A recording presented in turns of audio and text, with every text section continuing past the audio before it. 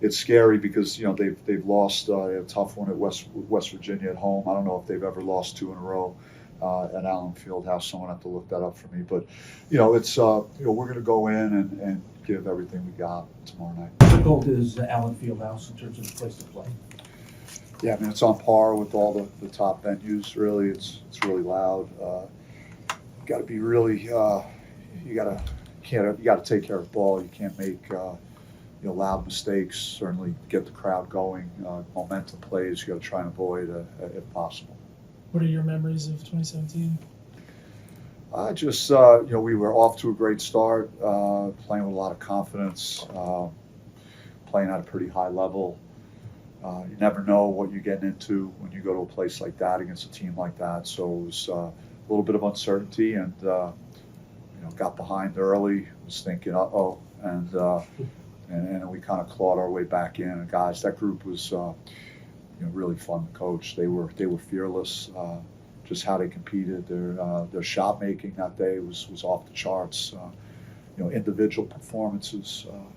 That's what it takes to beat a team like Kansas on their home floor. What's the crowd like there, Coach?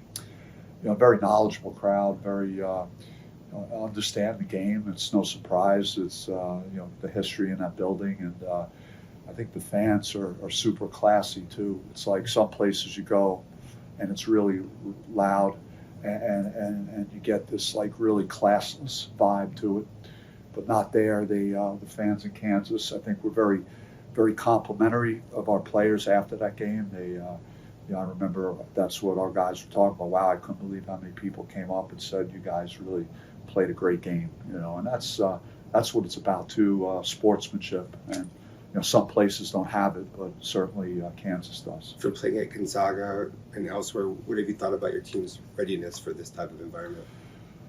Well, I mean, we played two games like that. Gonzaga, we were up for the challenge. I thought, we were right there, had chances to win. And then you could look at the Duke game. I know that's not a regular season game, but those were two examples of what we're up against here tomorrow. So we got to figure out which group is gonna show up, and I hope that it's the Gonzaga version of what we showed in that game. But we've done some more things because even the BYU crowd was tremendous. I mean, and the noise impacted our half court offense, especially in the first half. So we've worked on a lot of more of hand signals and just overall having our players recognize they got to look to the bench more and just be able to get the play calls so we're on the same page. Against a team like this, you can't give away possessions because you got a couple of guys not sure what we're doing on offense.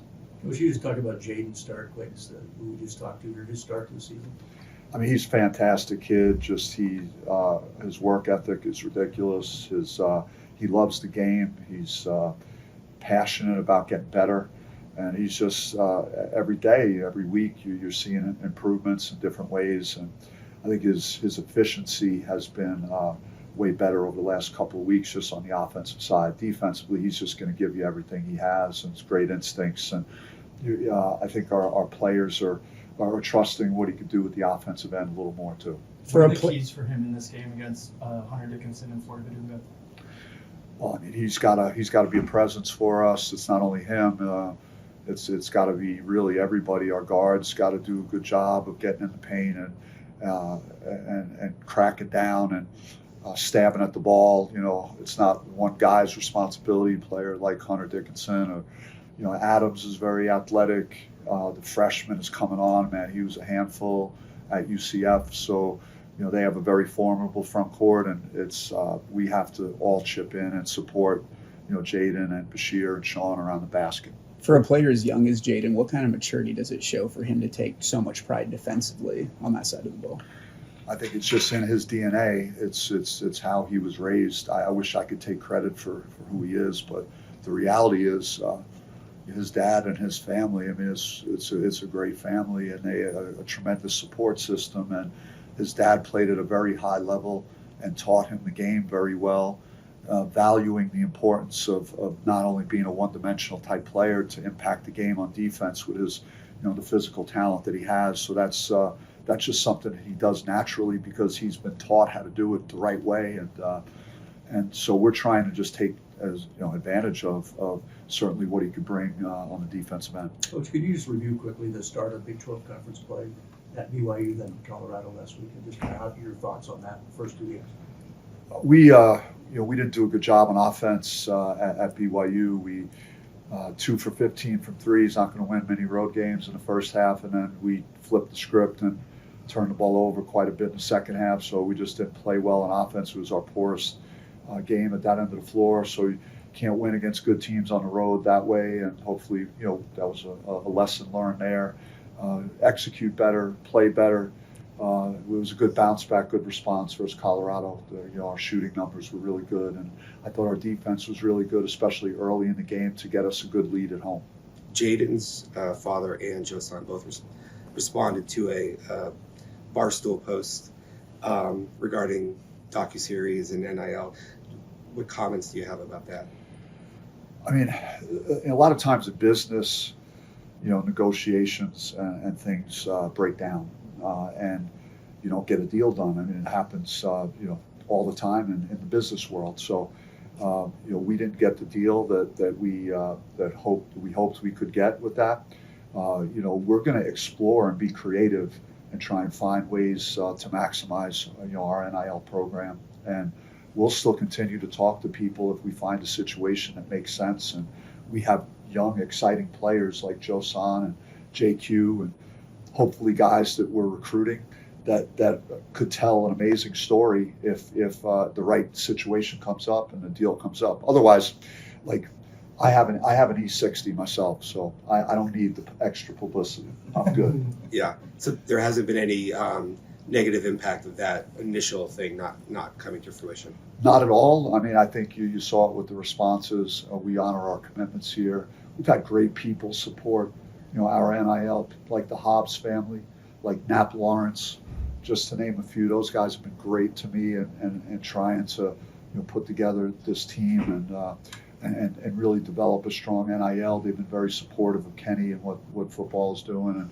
And so, we have it going right now, and there's great momentum, and there's a lot of people that want to support our program and what we're doing here. You're involved with some other high-profile recruits. Do you feel how do you feel about how well positioned you are moving forward with the recruiting?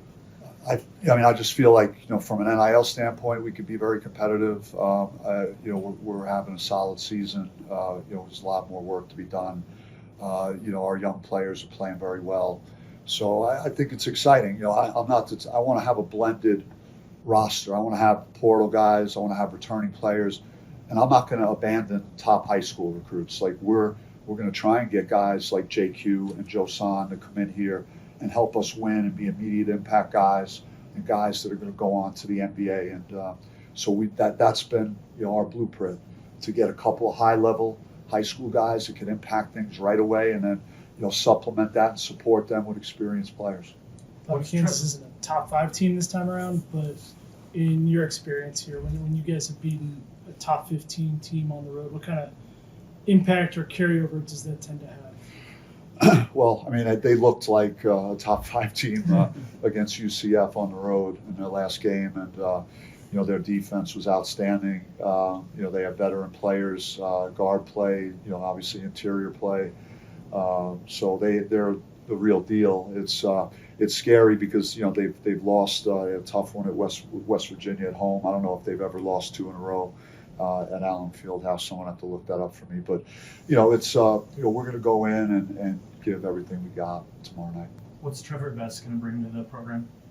Trevor's very athletic. He's could shoot it. He's played with Jayden, so they have a good relationship already. We're going to take it slow and allow him to learn, and he's going to need some time in the program to get on the practice floor. But we're excited about the future and what he could bring. He's like a change of pace type of guard. He's got great athleticism. Any update on Joson going into this? I would say Joson would be game time. He was partial participant the last 2 days, but he was out there not for the entirety of our practice. And we're just going to see what he looks like tomorrow, shoot around in the morning, and then make a determination in the afternoon. But like initially, we thought it would be, more time. Like, he's really healed quick, and he's worked very hard with his rehab to even have a chance to play tomorrow. He desperately wants to play, so but we have to see that he's moving the right way, and he looks like himself out there. Coach, as Big 12 conference, I know it's early in the season. Does that change travel plans at all versus the Pac-12? Is it different? It's different. I mentioned that to our broadcasters before the Colorado game. You're just kind of used to, being in tandem with Arizona and playing the 2 games at a time. So it's, but I like it, like when it's broken up like this. You have a poor game like we did at BYU, then you could get home and try and get right again before heading out on the road. So I kind of like this format.